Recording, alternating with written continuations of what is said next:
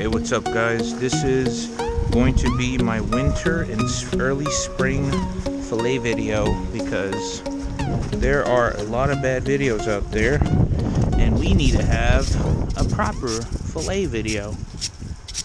As you can see, it iced overnight, and so we're gonna do a bit of excavating on these 13s. I think they're 13 inches. Look at that. 13-inch crappie. I think this one's more like 14. So let's get these bad boys. Let's get them filleted. Show you guys how to right proper do this thing. Alright, so first off, what we want to do is, and what I usually do is, I start on this side. I don't know why I do it. I don't know if it's because I'm right-handed or whatever, but anyway. So I always grab it right here by the, I don't know, gill plate, whatever. And right here there's a bone. You always want to go behind that bone. Very, very strong, very rough bone. And behind this thing right here. You always want to cut up until you hit the spine. Okay, you want to avoid this whole bone area structure thing. And boom, hit that. Then what you want to do is you're focusing on the spine, and your knife is staying on that spine. That's all you're worried about. You're going directly on the spine until you get about right there. You grab this thing right here, flip it up. You should have gotten all of that meat. So now what you want to do is you want to slide your knife. Make sure you're staying parallel until you get to what's called the rib cage. Hear that? That is the rib cage. Once you get to the end of the rib cage, the knife will just push right through. Just like that. Now, just like when you went down on the crappie, on the spine, you're still going down, but now you're going to the end of the tail. Be careful not to cut it off, because that will make your life hard. Now, we're going to keep going. We're following that rib cage. This takes a little bit of practice, but if you do it right, this is where you save a lot of meat. Because you're in the winter, you're in the spring, early spring, these guys have a lot of meat on them. So what you want to do is, just like I just did, you kind of want to go on the outside, just like that. So you're going parallel to the fish spine, and now you're going to kind of do this number on here till you get to this area. This is very important. Don't cut into that. It's very easy to not do. If you do it, don't worry about it. But this is you saving a lot of fish. See how I just cut into it? It's all good. Because really, you just want to get to about right there. You want to take the knife and just do like that. Now, right here, a lot of guys, what they'll do is they'll just sort of stick their knife in when they get to that rib cage and pop it out. You miss all of this meat. On these bigger daddies in the winter, when they're eating a lot, early spring, that is like 2+ ounces of meat, and in my opinion, some of the best meat you will ever eat. Very crispy, very good. I can't explain the taste, but I don't know, it's just very, very fatty, very crunchy, very good.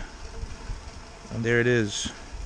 So if we were to have cut that where most people do, we would have essentially missed just about every bit of meat under my 2 thumbs. Might be 2 ounces. Either way, don't do that, because what you do is you end up missing a lot of meat on these bigger fish, especially in the springtime. They're just as fat. The pregnant mamas are very fat. I want to say this was a female. That looks like a female as well. Could be a male, not sure. So same thing on this side. If you saw, I just sort of went really slightly in there so that I don't puncture anything.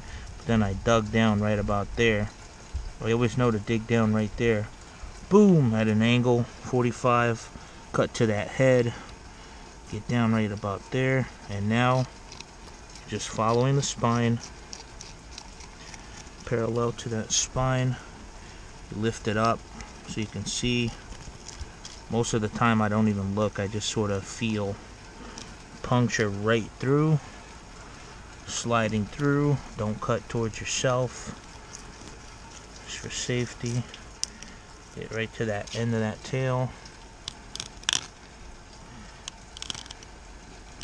Now this is the I'm saving meat part. I'm not being a bozo part. See that? Don't be a bozo, because there's a lot of meat on there.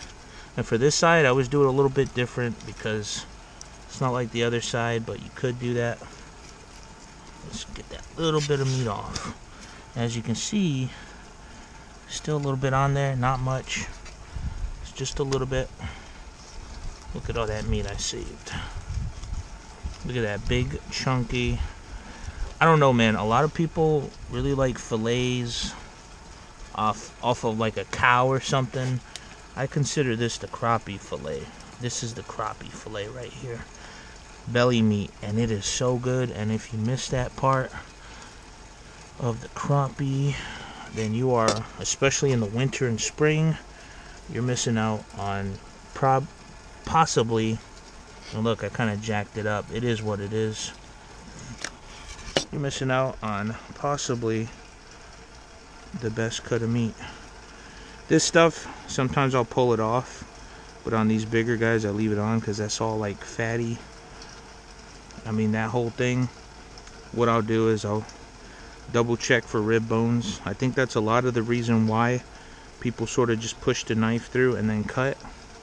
But like I said, you're missing out on a couple ounces of the best crappie. This whole layer of fat right there. You're missing out on just crunchy goodness. And also, you got to check here for bones. Check up here for little things like that. Get that off, and you're ready for the fryer. I would do the other one just for whatever purpose, the sake of doing it. Do it a little faster. So this guy is a lot bigger. I want to say it's like 13 and a half. So now look, behind the gill plate, go straight down, get it at that angle. You always want to make sure you puncture that, because then the fillet will just kind of hang on there and mess you up when you start getting going on it.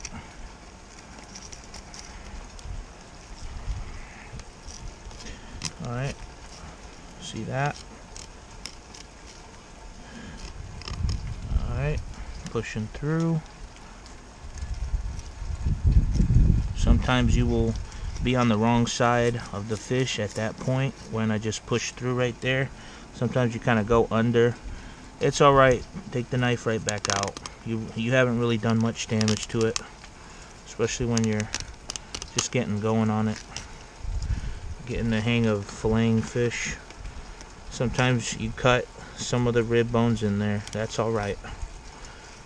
Better to do it right than to miss out on the best fillet. Best part of the fillet.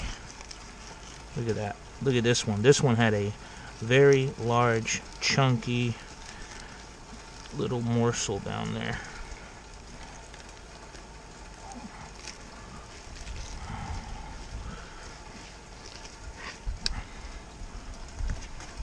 Kind of messed up at the top, but it's all good because we got that chunky part.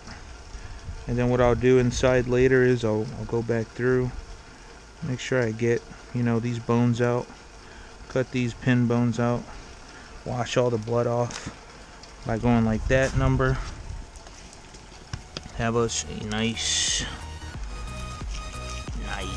meal.